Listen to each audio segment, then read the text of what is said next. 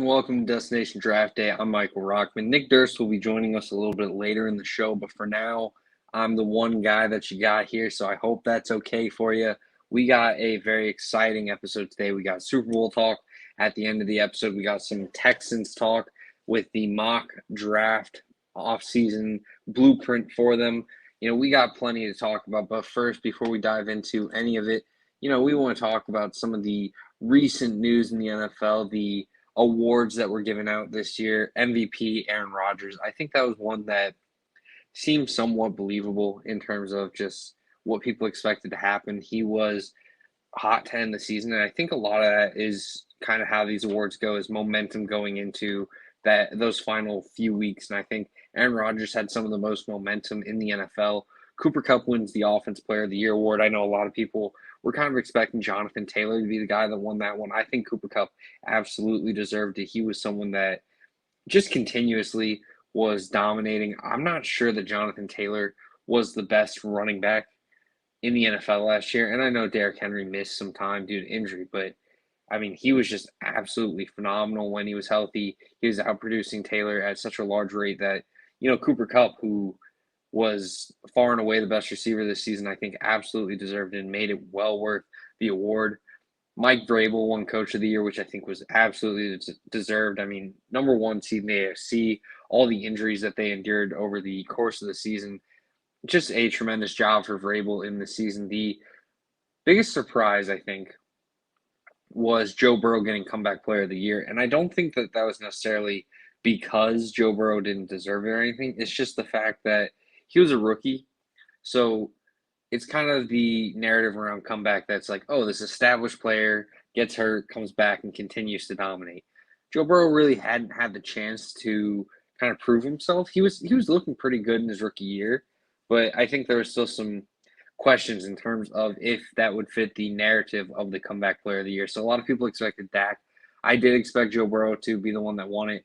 I actually I had a perfect ballot, so I guess I should be a voter. I don't know, but Joe Burrow won it. I think it was well earned, and even without this playoff run, he put together a tremendous season.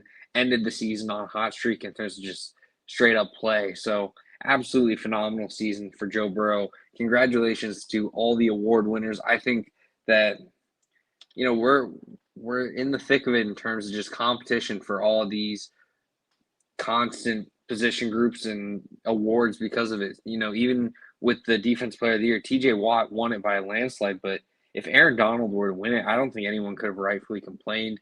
Micah Parsons was in there despite being a rookie. That's going to be a hot race for next year. Jamar Chase won Offensive Rookie of the Year. As a Patriots fan, maybe I was rooting for Mac a little bit, but I feel like it was kind of obvious Chase was the one who was worthy of the award. There's just so much talent in this league, though, and I'm really excited to see what happens, especially with the moves that should happen in the offseason, just what happens to the overall structure of the league, structure of potential award winners in this league. I'm very excited. So without further ado, let's dive into the Houston Texans. And before we look at the mock offseason, the first move that they made was hiring Lovie Smith as the head coach. Now, I don't want to disrespect Lovie Smith because some of his career was absolutely legendary, but I think this was an awful hire. I mean, he just recently got fired at Illinois for not really being able to get them over the 5-7 hump. So the fact that he's being hired in to the Texans, it feels like a one-year Band-Aid. I think they missed out on a lot of their candidates that they wanted, and probably a lot of coaches didn't really have interest in being in that Texans organization. So a guy like Lovie Smith maybe steps in, kind of rights the ship for a year, and then I wouldn't be surprised if the Texans are yet again looking for another head coach. I don't think it's the smart way to go about it. I feel like if this was going to be the play out, then Culley should have remained head coach. But at this point in time, I feel like the Texans are pretty much embracing the rebuild. And, maybe with Lovie Smith, this is going to sound like disrespectful, but maybe they just are hoping to lose a little bit more so they can actually get the top QB in the class instead of being, at the third pick and having to kind of sit back. And obviously they could take their favorite QB in this class if they have one, but they seem to be riding with Davis Mills.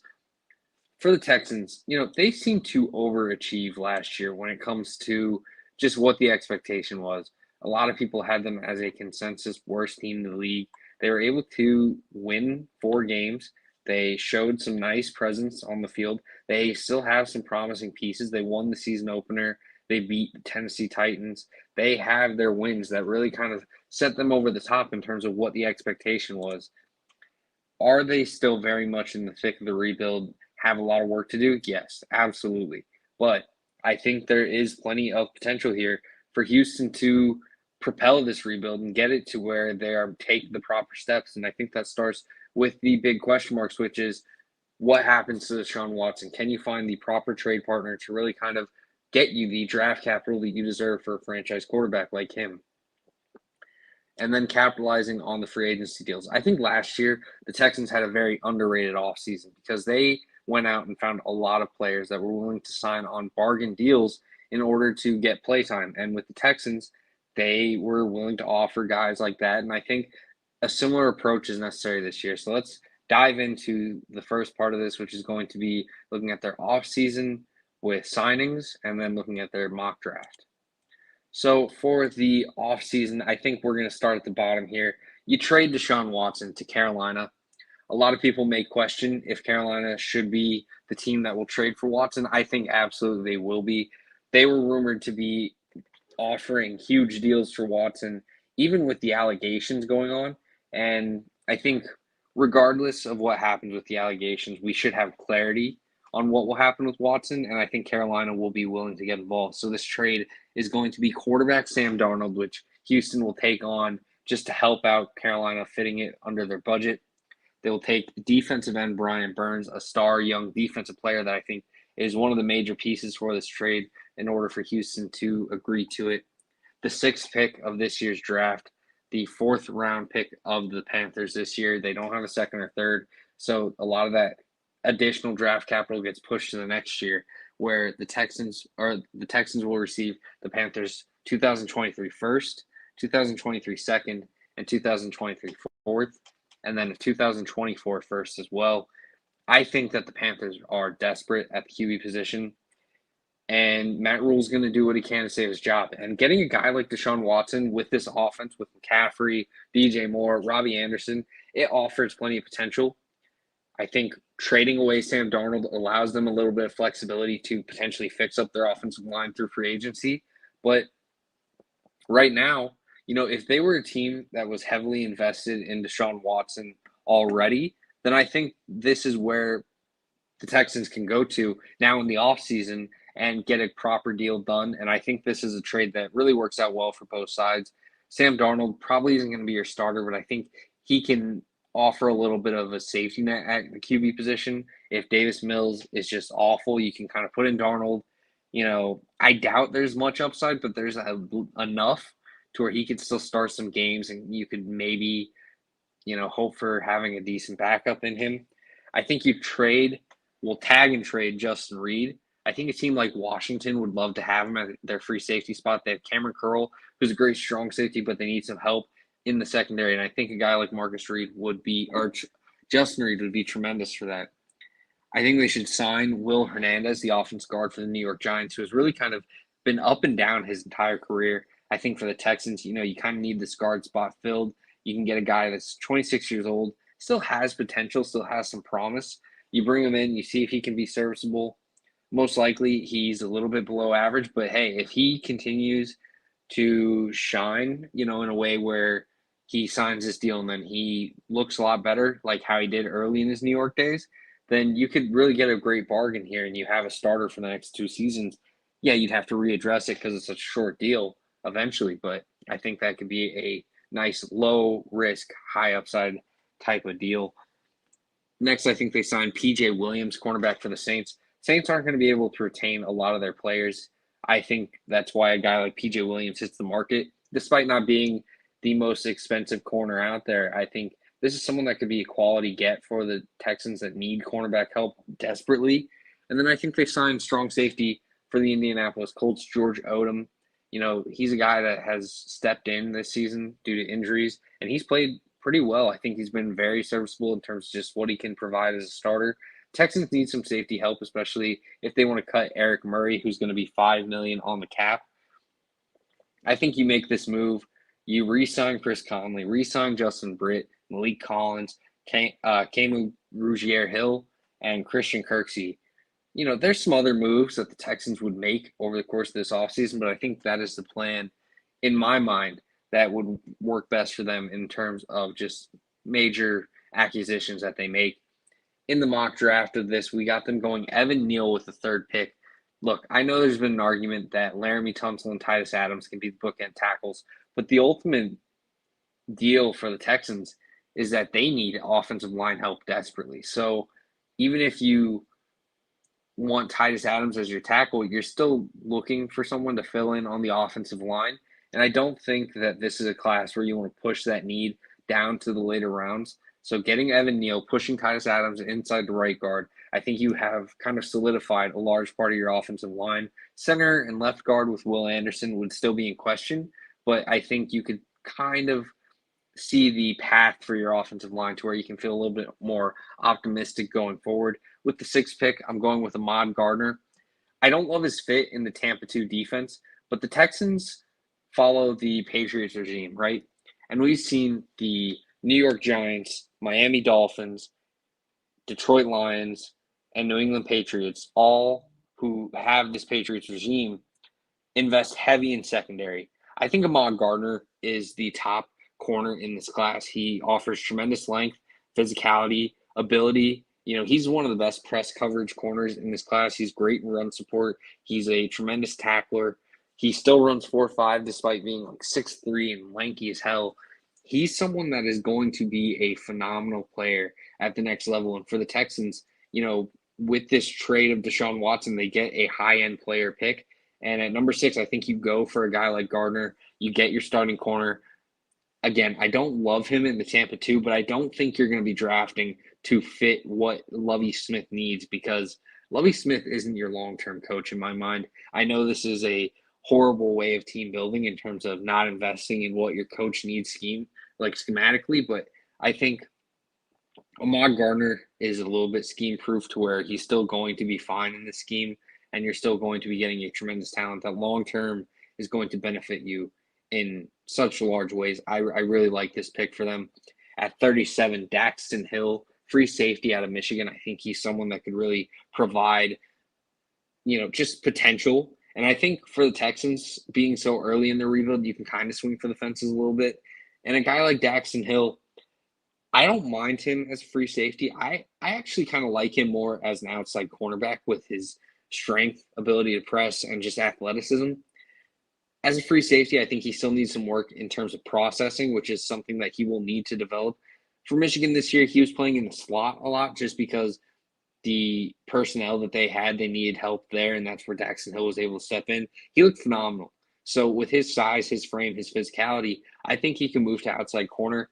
Yes, he needs to add a little bit of weight if he were to do that, but still, I think for the Texans here, he's drafted as a free safety, gets the first nod there, and I think that's really kind of the Justin Reed replacement in that pick. At pick 68, John Metchi, the third wide receiver out of Alabama. This is someone that really could kind of go in a multitude of rounds. First round, probably not in the picture, but second, third, fourth, I think are all very much on the table. This is someone that was a reliable, dependable slot receiver for Alabama. Ended up tearing his ACL late in the season, but still, I think, waiting a year on a guy like John Metchi, you bring in a tremendous run blocker, an aggressive receiver, and a guy who works extremely well underneath.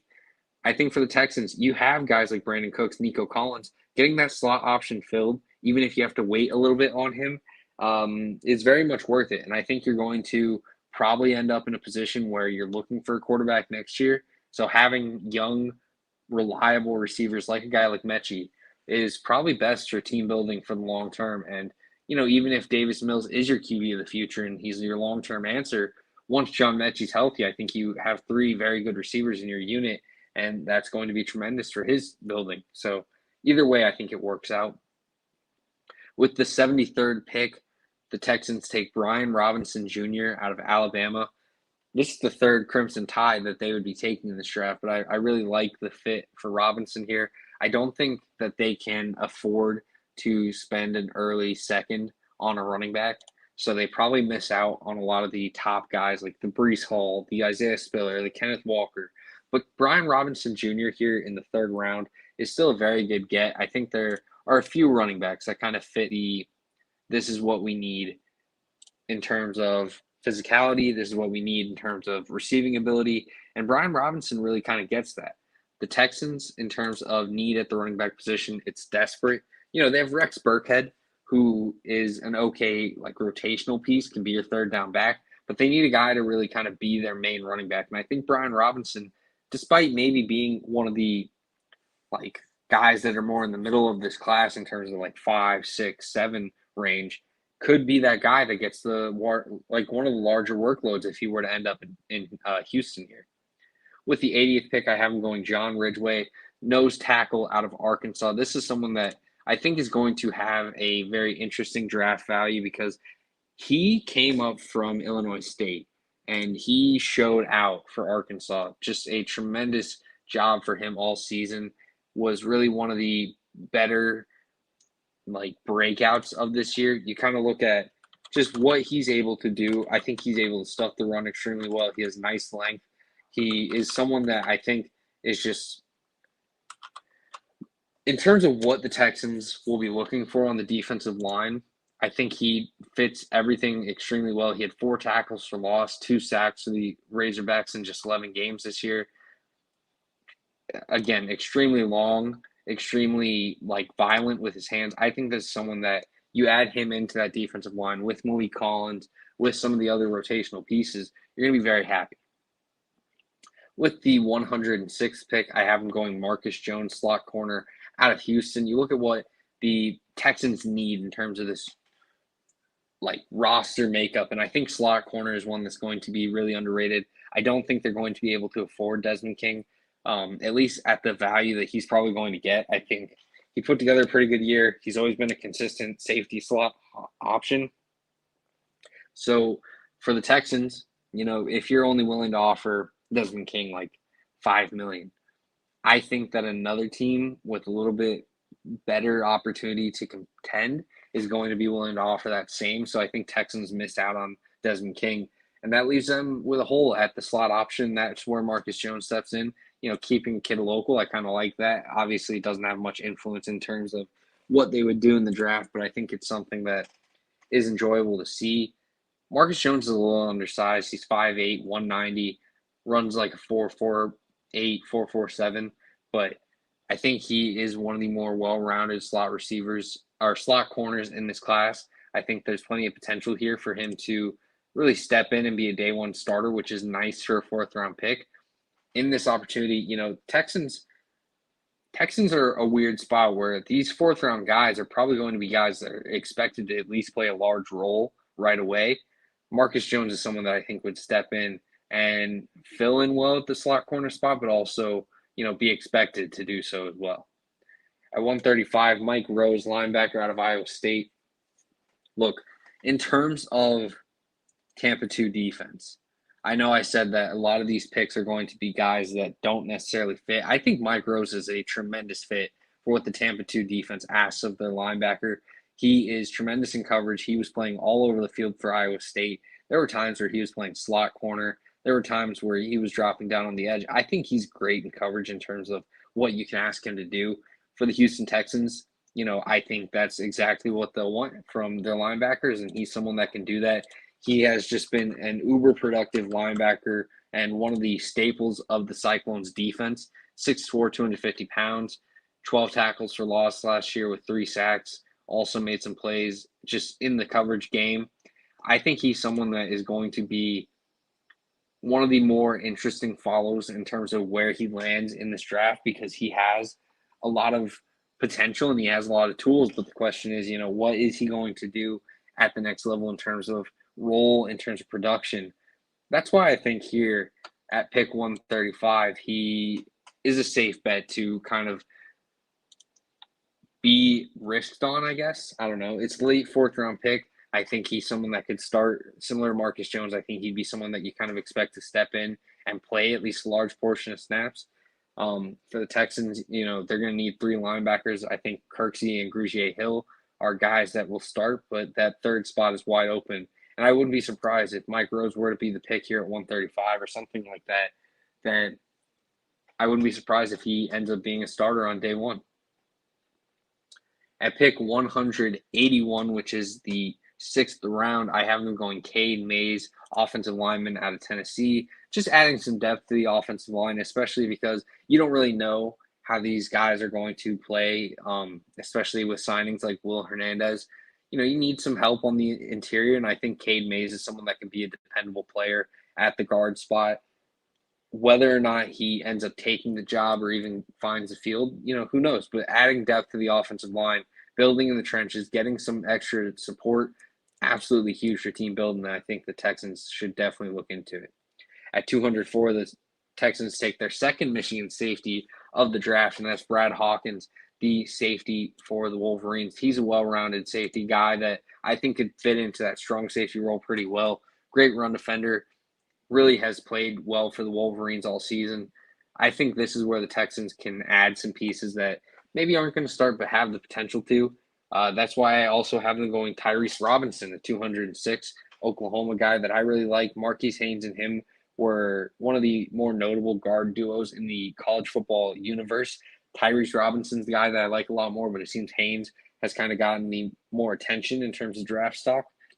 Tyrese Robinson here in the 7th round is someone that I really like in terms of value. 6th round, sorry. But yeah, Tyrese Robinson, 6th round, I think is tremendous value for the Texans. You, again, add to your offensive line, add to the depth of it, and I think Tyrese Robinson could be someone that, while he goes late day 3, mid day 3, could very well be a steal when we're looking back on this class later on. And with the 243rd pick, Charleston Rambo, wide receiver out of Miami. It's kind of hard to gauge what's going to happen with Rambo. He's a little bit older, but he also had one of the more productive seasons in Miami history. I think historically it was like the best single season in Miami history. Just an absolute dominant receiver. I really liked what I saw out of him from his Oklahoma tape in 2019. Then in 2020, he kind of fell flat, so I was kind of unsure what was going to happen for him. Then he went to Miami, really broke out, had a tremendous season. So maybe I'm underestimating him, having him here in the 7th round, but I think a depth receiver here is something that the Texans should really look into, especially with Metchi going to be gone for most of the season. Whether it's a guy like Charleston Rambo, or maybe they look at other options. There's guys like Mekhi Polk, Braylon Sanders, Kevin Austin Jr., Devin Tompkins. There are options all around the NFL draft class this year that could potentially be nice additions in terms of getting depth at the wide receiver spot, and the Texans absolutely should look into it. So this is your mock offseason in terms of draft and signings. Now we're going to take a look at the offense for the Texans. Davis Mills is your quarterback. You have invested in him by trading Watson, by not drafting someone early in this class. You have Sam Darnold as your backup, but I think Davis Mills is the guy that you want starting every single game. If you have to turn to Darnold, while I'm not just fully out on Darnold, I think there's a little bit of potential still, but it's pretty much a disaster if you have to turn to Darnold in this situation. So you want Davis Mills as your quarterback. You want Brian Robinson Jr. as your running back. At the wide receiver spot, you got Brandon Cooks, Nico Collins, and Chris Conley. Obviously, once John Metchi's healthy, you'd try to work him into that third wide receiver spot, and Conley would be playing in just rotation. But still, not too bad at the receiver spot, especially if Nico Collins continues to progress. At tight end, I think you roll it with Brevin Jordan and Pharaoh Brown. While, yes, there's potential for improvement, I think Brevin Jordan showed a lot of solid production in his rookie year. You give him the chance to kind of continue to expand on that role. You address other needs, and I think it's a win-win for both sides. On the offensive line, you're going with Laramie Tunsil at left tackle, Will Hernandez at left guard, Justin Britt at center, Titus Howard at right guard, and Evan Neal at right tackle. Yes, there's questions of if Titus Howard can really be as good at guard as he looked at tackle, because there's been struggles with his guard play. But I think you roll with it. You see what happens. Evan Neal is a tremendous talent, tremendous potential. If you absolutely hate the idea of it, but you still want to bring in a guy like Neal, then I think trading Laramie Tunsil is still very much on the table for the Texans this offseason. I know they traded a large amount of picks and just value to the Dolphins, but I wouldn't be surprised if they kind of make up some of that value, keep Tytus Howard at left tackle like he played in 2021. There's potential for that. But right now, I think the best move is to draft Evan Neal early for the Texans and then build from that. And, I think there's still need long term at center. There's still need long term at left guard. But, getting some solid pieces in place, keeping some of your average pieces, you kind of you build the foundation there on the offensive line. And that's the biggest thing that you can do for your young QB. You aren't going to be able to transform an offensive line entirely in one off season, but I think it's very easy to kind of band-aid and get up from, what is a bottom 5 offensive line up to in the top 20 range, and then from top 20 to top 12, and then from top 12 to top 10. And you just keep trying to build in that way. And I think that's what the Texans do here. I don't think this is going to be a top half of the league offensive line, but I think it's something that could be top 25, which is a lot better than what was the offensive line this past season, which you could argue was probably bottom 3 in the NFL. So switching over to the defensive side, Malik Collins and John Ridgeway on the defensive line. Ross Blacklock obviously still has plenty of potential there to contribute as well. I don't think this is necessarily a rule out of some of these other players on the team. You look at what this defensive line is made up of for the Texans, and I think you look at Malik Collins, you look at Ross Blacklock, you look at DeMarcus Walker, Roy Lopez. But if you can add in a guy like Ridgeway, whether or not he's starting on day one is kind of up for question. I would be understanding if he wasn't the go-to starter right now, but I think in the look of him being the nose tackle, he offers plenty of tremendous ability to stuff the run, and that's what they need right now on the defensive line. At the edge spot, you add Brian Burns from the Deshaun Watson trade, and you get Jonathan Greenard. That allows you to really have a very nice edge duo, something that I think could instill a lot of optimism for the Texans long term. Brian Burns is a tremendous pass rusher, still needs to develop a little bit in the run game, get a little bit more disciplined, but I really like his upside, and I think him and Greenard on opposite ends would be a very enticing edge rush duo for the NFL, one of the more intriguing young groups across the league, that's for sure. At linebacker, Grugier Hill just made the Pro Bowl. I think you keep him. Kirksey, and then Mike Rose would be the guy that I expect to take that third spot. Again, they have some guys that could potentially play that linebacker spot, and maybe it keeps Rose from starting right away, Pierre Lewis, Hewitt, or even Eric Wilson. But I just think that Mike Rose would be the guy that fits into this scheme. I think he'd be able to kind of produce as a solid linebacker. Yes, he's a 4th-round pick. Yes, they have guys like Garrett Wallow as well that can kind of fit into what they want from that linebacker position. But I think Mike Rose is going to be a nice mid-round value for whatever team picks him up. And for the Texans that have a need at linebacker, I think it's a really good pick in the 4th round. At corner, you got Ahmad Gardner, P.J. Williams, and Marcus Jones, an entire revamp in the secondary with additions of Daxton Hill and George Odom. But the Texans need it. I mean, yes, Justin Reed was a very good safety, but you're getting value back from Washington in that trade. You're getting the opportunity to kind of move on from some of these other bad pieces in the secondary that weren't Justin Reed. Obviously Desmond King was good, but guys like Terrence Mitchell, guys like Lonnie Johnson, they didn't do it for the Texans. So you need to kind of overhaul the group, the entire secondary. You get a Gardner, you get a P.J. Williams, you get a Marcus Jones, Daxton Hill, George Odom. Yes, there's going to be inconsistencies from the rookies, but I think this is a very safe and solid foundation. You probably aren't looking for George Odom to be your long-term strong safety, but he can be your starter for a couple years. You probably aren't looking for P.J. Williams to be your long-term answer, especially with his age. But, adding these pieces in right now help the long-term outlook of your team, even if it just allows you a little bit of patience for drafting the long-term fill-in at that position. So that is all for the Texans mock offseason. I think the expectation for next year is that the Texans will probably be one of the worst teams in the NFL. And, with Lovie Smith as head coach, I really don't believe that they will find a way out of the bottom 5. I think that they will contend for the top pick, I wouldn't be surprised if they are the top pick.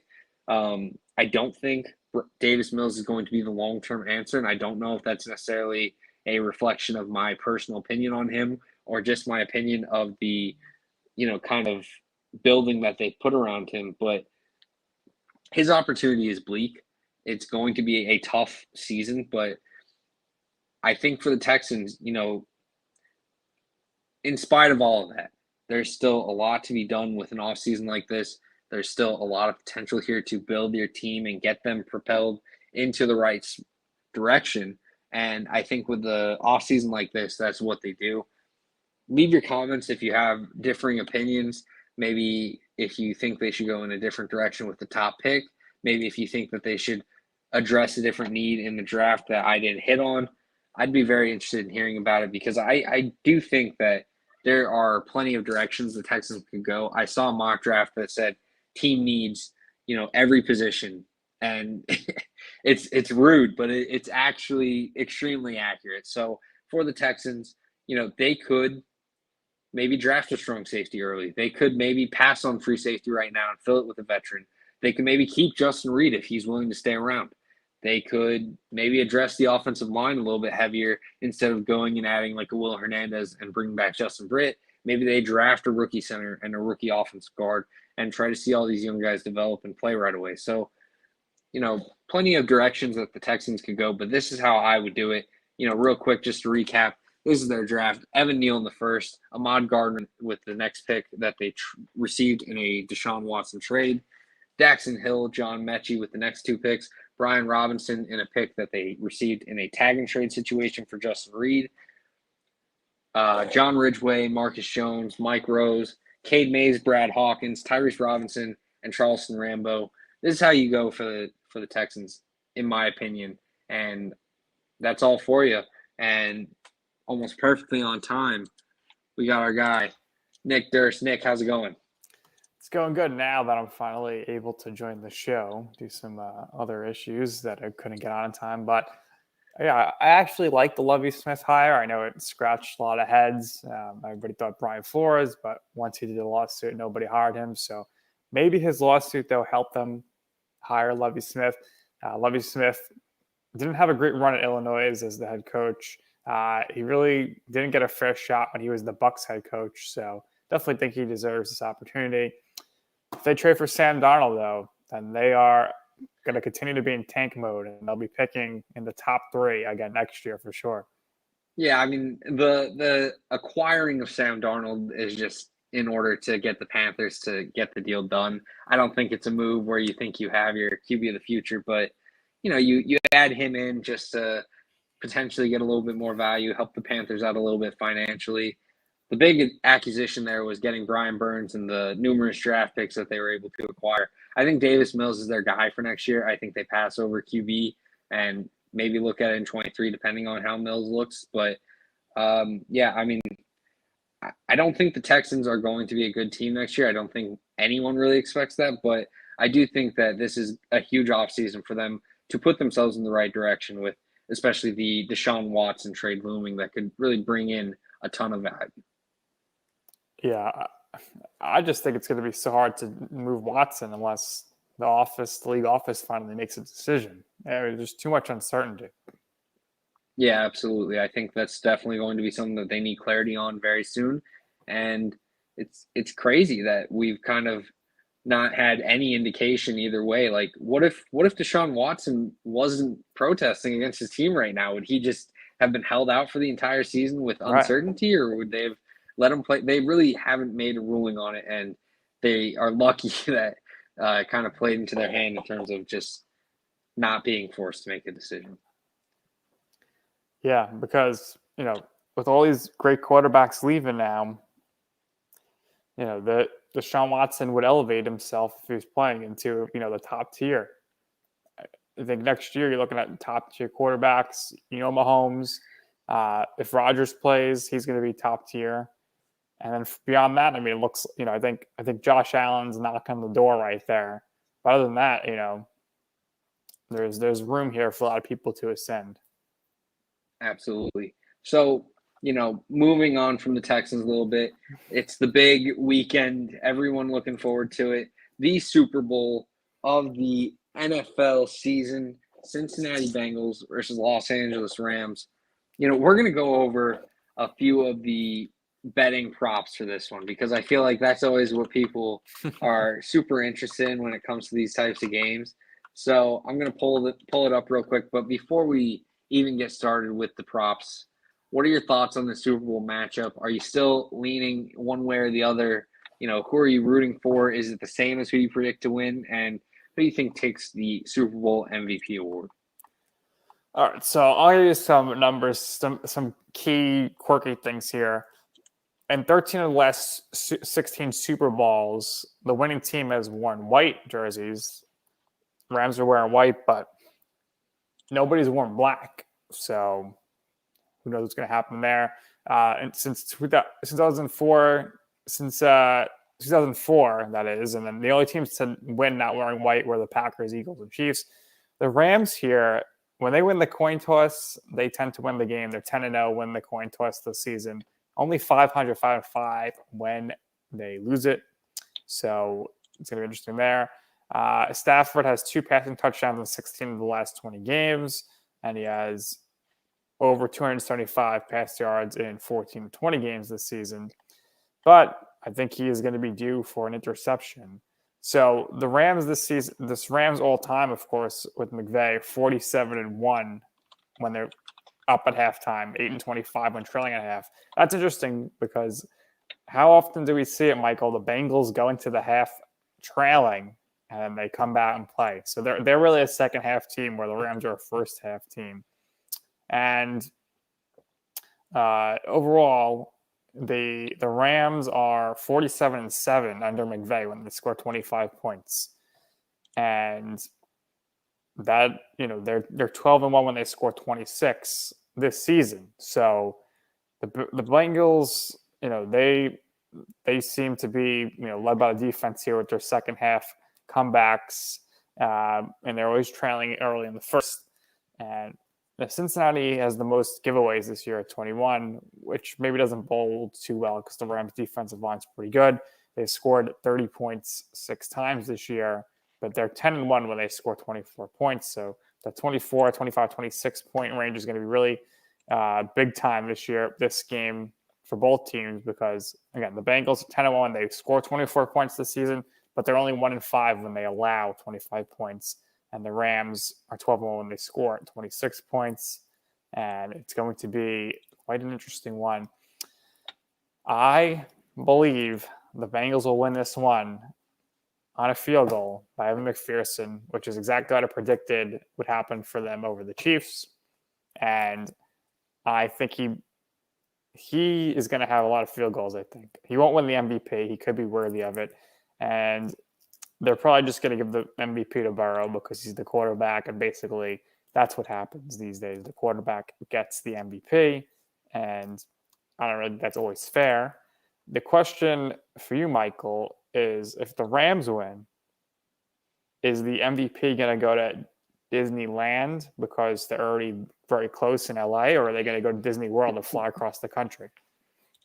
That's an excellent question. I would assume they stick to tradition and say Disney World, but who knows? They may change it up a little bit. This is going to be a very interesting game, and I don't want to dive into all the player props, but CJ Uzomah is officially cleared and going to be playing in this game, which is going to be very interesting. Now, the reason I bring up the odds real quick is because he's a pretty consistent, early touchdown scorer for the Bengals. I'm pretty sure he put up the first touchdown in the Raiders game as well. Right now, his odds are at plus 1,900 just because he just recently got cleared to play. That's one that I think is going to be very interesting. Right now, this game is 4.5 favorite for the Los Angeles Rams. The over-under is 48.5.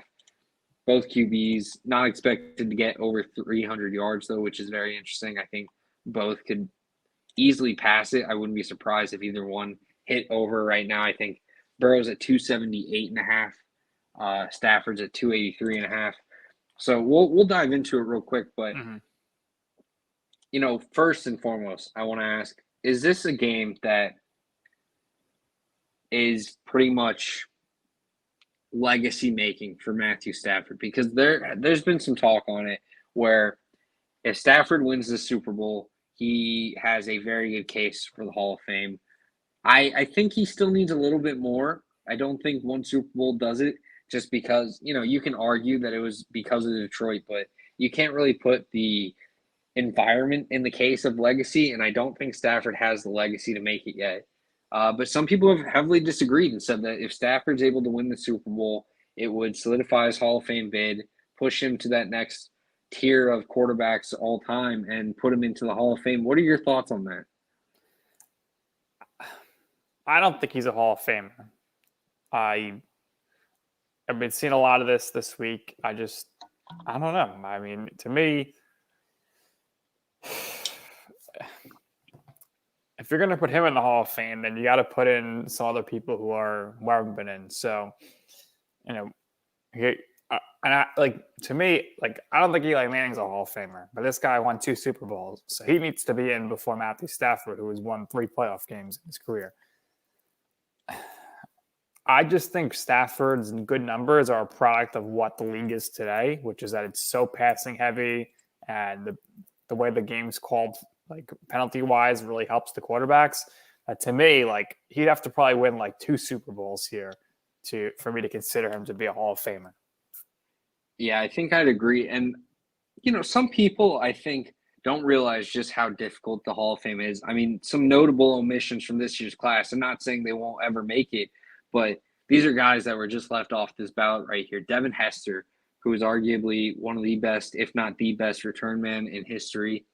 Andre Johnson, Reggie Wayne, Torrey Holt, DeMarcus Ware, Patrick Willis, Jared Allen, Zach Thomas, who's been left off, I think, a couple of times now, Rondé Barber, and Willie Anderson.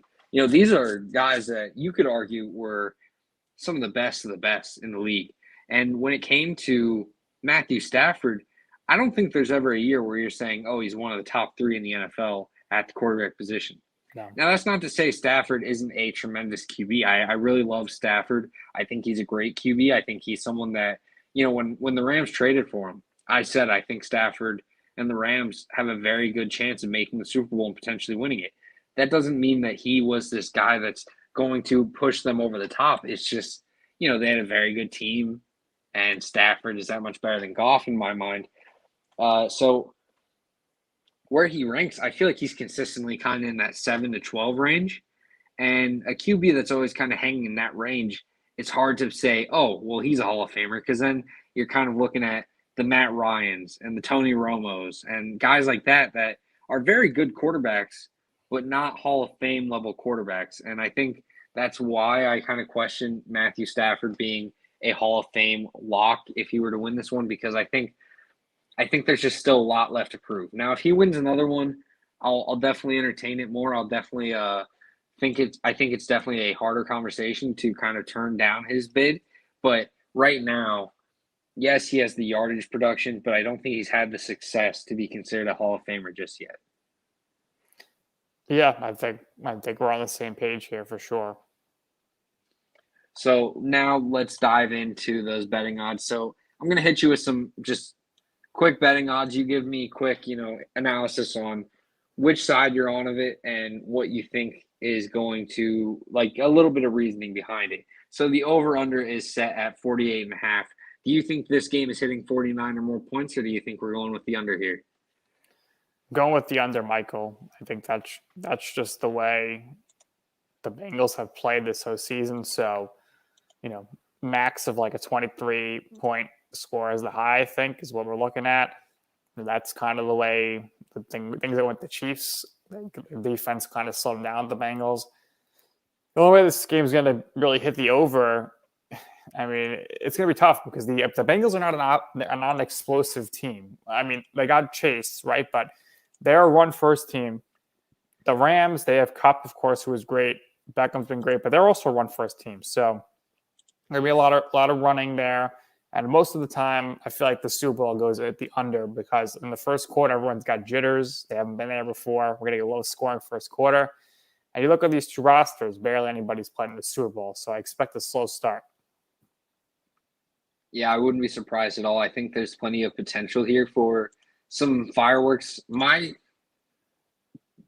prediction in my head is over.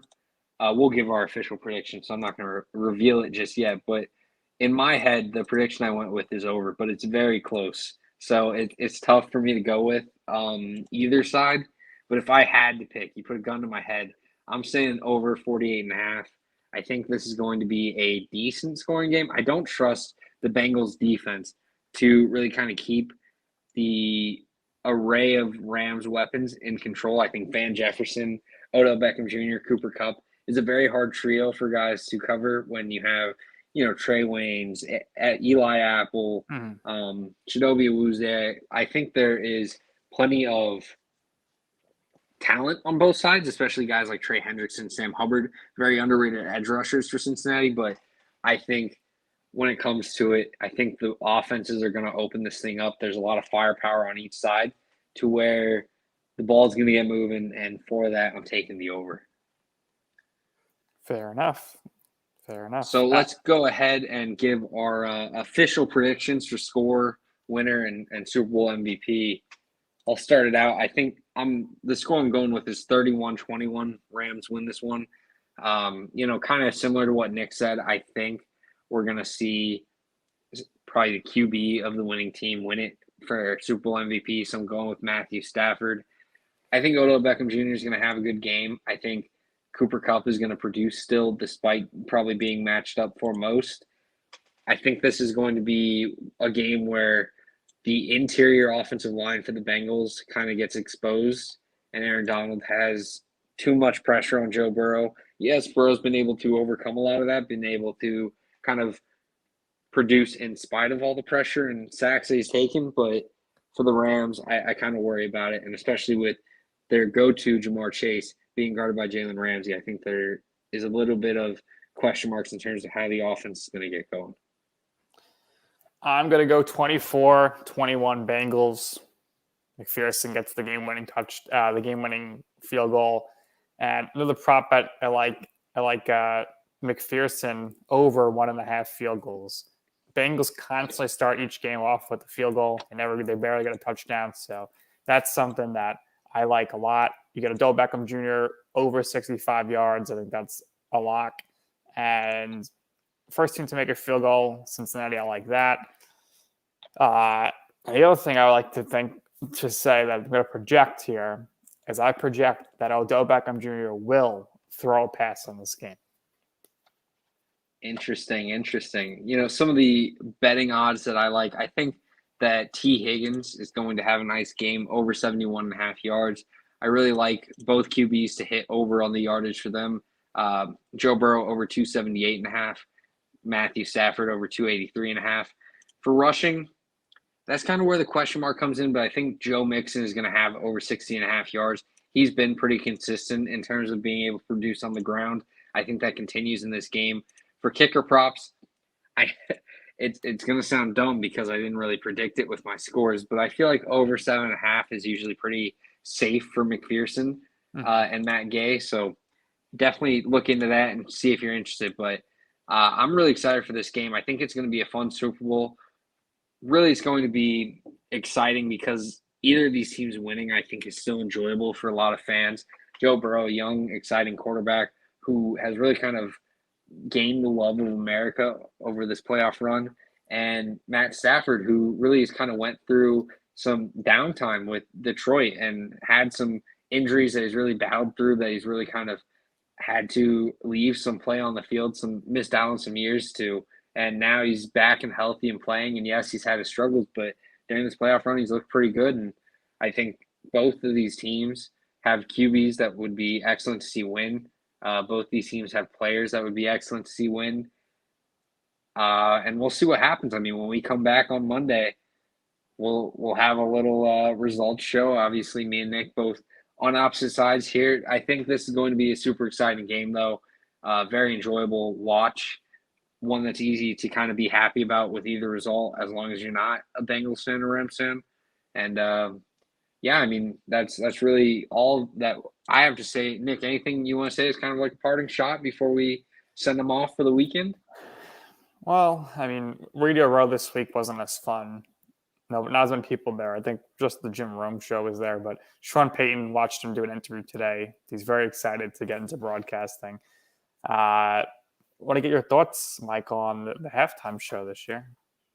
Yeah, I think it's going to be an all right one. I really like Kendrick Lamar. I don't think that he's going to perform much, though. I don't know. I feel like there's going to be some fun Curses? moments. Might be some curses sneaking through.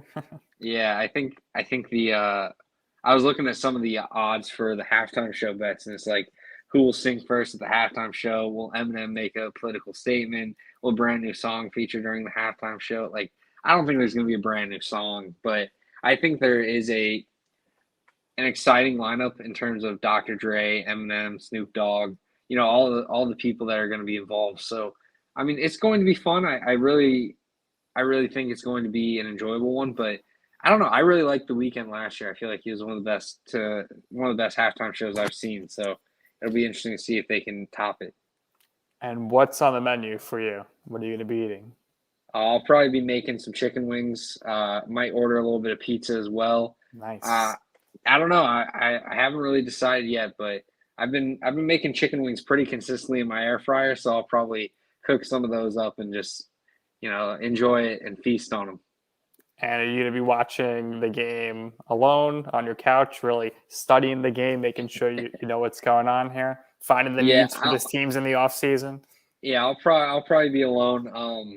I have some friends in town, but they're like a little bit further up, so it's like an hour or two away. So too far. Too far for them to probably make it down. So I'll probably be alone, and that just means more food for me. So I'm okay with it. Yeah. And then Monday is when your season really begins. Absolutely, and we'll be here on Destination Draft Day all the way through the off season to really kind of break down. We got the Giants. We're doing the Giants Monday, right? Yes, sir. Yes, sir. Very We got excited. the Giants on Monday, and it's going to be very interesting to see what they do because I think there's a lot of potential for directions they could go. And we got the Jets on Monday as well, so we're going to be doing a little 2-for-1 action, a little New York. Looking forward to it. Absolutely. But until then, we hope you guys have a tremendous Super Bowl weekend. Be safe, be smart out there, but really enjoy the game. And on Monday, we'll be back here on Destination Draft Day.